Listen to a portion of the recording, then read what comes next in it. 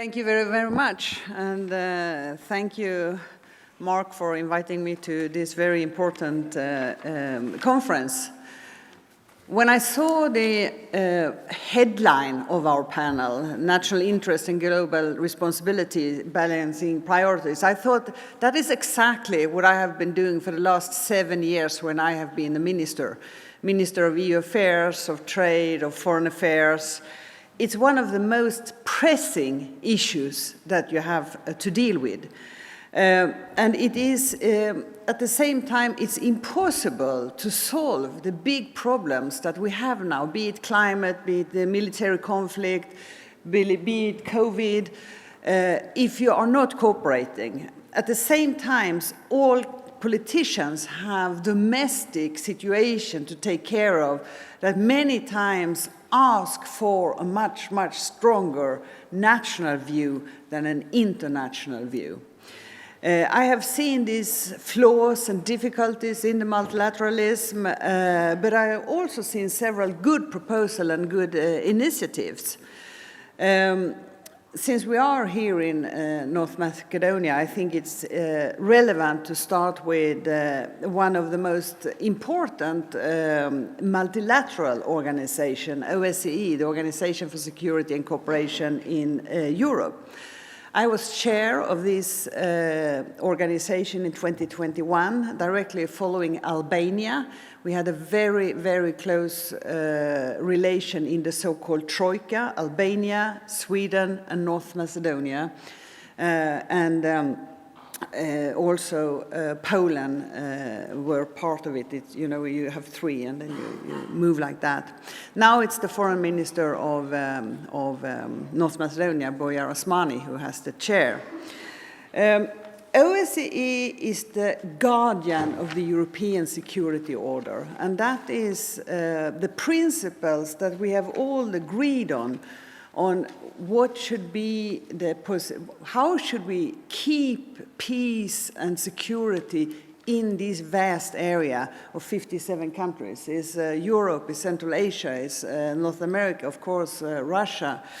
I would say that now this extremely important organization is in deep crisis.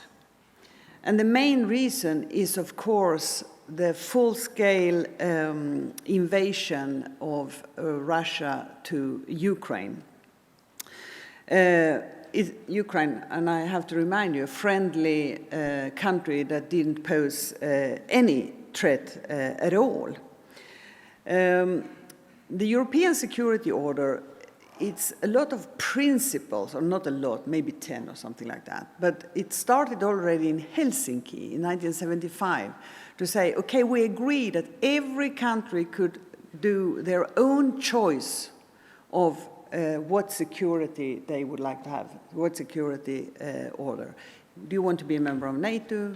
Do you want, at that time, to be a member of the Warsaw Pact? Do you want to be neutral? Do you want to be military and online? It should be up to every country. Also, not to threat any other country of violence or to take any territory by violence, or to let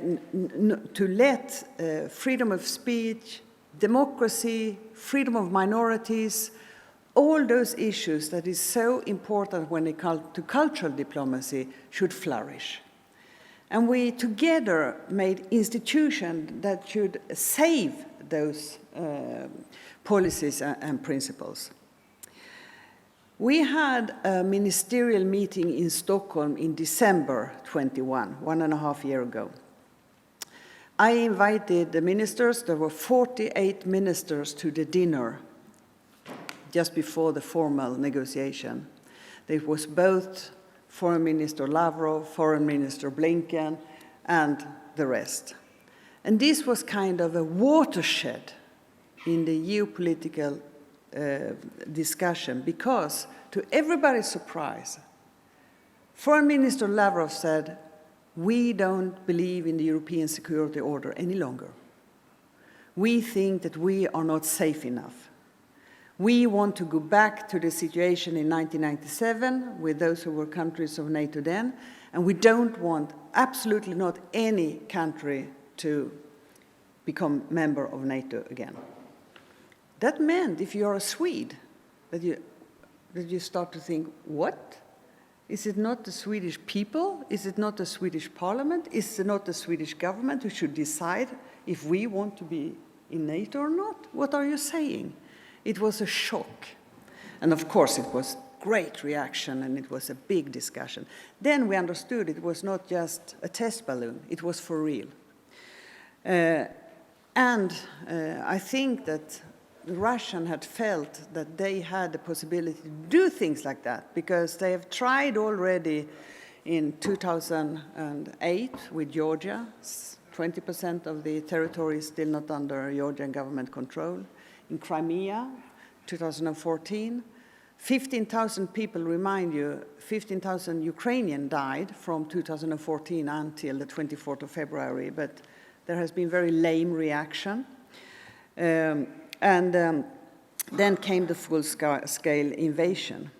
And I think that an organization like OSCE, with its mixture of governments, civil society, minority rights, with journalists, with everything, is fundamental. And the question is, how do we get it back on track? We don't even have a chair to take over after North Macedonia next year, because it's unanimity and Russia has put on their veto. So what will happen? We don't have a budget for 2023, and now it's September, meaning that you cannot do it. So here you have a very clear example of national interest that is dominating over the global responsibility. Of course, OSCE is the biggest regional security organization in the world. It's working under the United Nations. And of course, the United Nations, going into that, is of urgent need for reforms as well.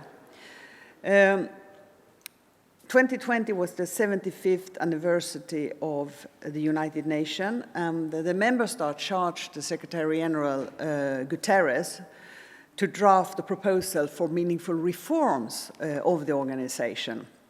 And he issued something called Our Common Agenda that should be worked with in a broader sense, not only by governments, but all in society. And partly because of this, a multidisciplinary group of scholars, practitioners, former government officials, like me, like many here, decided to take an initiative for a conversation in 2022 to examine more closely the idea related to a revision of the United Nations Charter. This initiative is headed by an organization called the Global Governance Forum. Maybe some of you know the dynamic executive director, Augusto Lopez Claros. And in parallel with the Secretary General's ideas, this group of more or less a civil society was then he put on a high-level advisory board on effective multilateralism that was co-chaired by my former Prime Minister, Stefan Löfven, and the former President of Liberia, Ellen Johnson Sirleaf. And they recommended, now just a few months ago, that the 2024 Summit of the Future should announce a charter review. With all these initiatives from the civil society and from the governments and from the organizations, I think there is a possibility, if there is a cooperation and if there is a political will. This group now that I also belong to has worked out a statement which puts forward elements for consideration for eventual review of the UN Charter, and I hope that all of those ex-prime minister and ex-presidents that are in this room would like to sign this, because we already have 20 Nobel laureates who has signed it. So I think that's a very important thing to push for the summit next year. I think that there is so much to gain by involving civil society. We talked about musicians, but we talk about all different groups in the work to change international organization and things like that. I made it a rule that on all my travels, and I traveled to all the missions in the OSCE, and I traveled every week as a foreign minister to meet with feminists, trade unionists, LGBT people, trade unionists, journalists, because it's always a good thing that when you speak then to your counterpart, you have got another view of the situation, or sometimes the same view. But anyway, you get the view from the rest of the society before we as governmental representatives meet. You mentioned about Trump, and I would say that was really, really a big blow to multilateralism. And just to take one example, we have a very important organization called the Arctic Council. That is all the countries, 8 countries, that has territory above the polar circle. And for the first time ever, when Trump became president, he decided that if in the final document there were anything about climate change, United States would not sign. And you could imagine in the Arctic, where the glaciers are melting, and it's one of the big possible disasters, because the glaciers are sinking, the sea level would rise, then not to mention anything about climate or environment when the 8 foreign ministers and their big delegations meet, that would be impossible, because nobody will accept that kind of behavior. So the first time ever, there was no final document and no decisions. And that's a very typical example, I think, when you put your national interest first. Trump didn't want to be active also in the United Nations, and as a response to that, France and Germany took an initiative to start the Alliance for Multilateralism. I don't know if you know about it, but it's a kind of an aggregator of goodwill aiming at developing and putting into practice new methods for multilateralism. And the Alliance for Multilateralism has 2 objectives, both to show that a majority of states actually support and value United Nations and multilateral work, but also to create a network of states that are ready to support initiative for international cooperation. And we were many foreign ministers. There is this family photo in 2019 when we did it.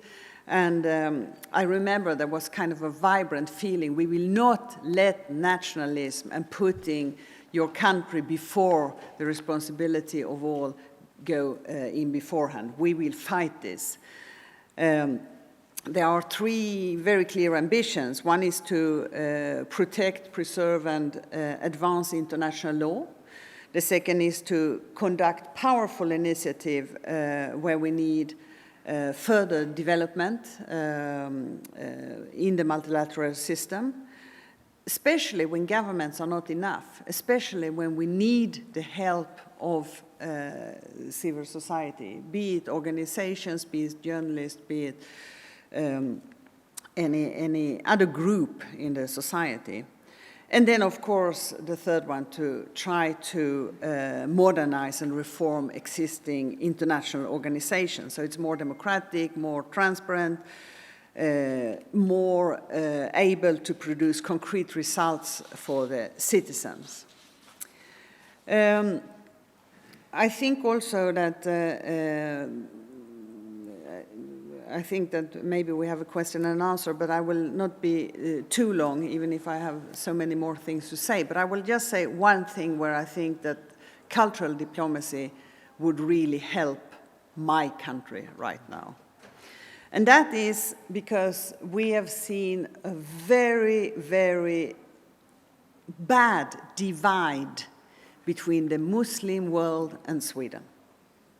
And it started with a disinformation campaign that became viral when some, and we know it comes from some Muslim countries and organizations, claim that Sweden's social services are kidnapping Muslim children for religious conversion. And that is, of course, false. But it became so big, this notion that Sweden is kidnapping Muslim children. The reason behind it is that in Sweden we have the International Convention of the Child as a law. It's in our constitution. And that means that you're not allowed to do anything with your children, even in the family. You cannot even, pull them in the hair or anything. You cannot treat them with disrespect. You can discipline them, but never with any physical.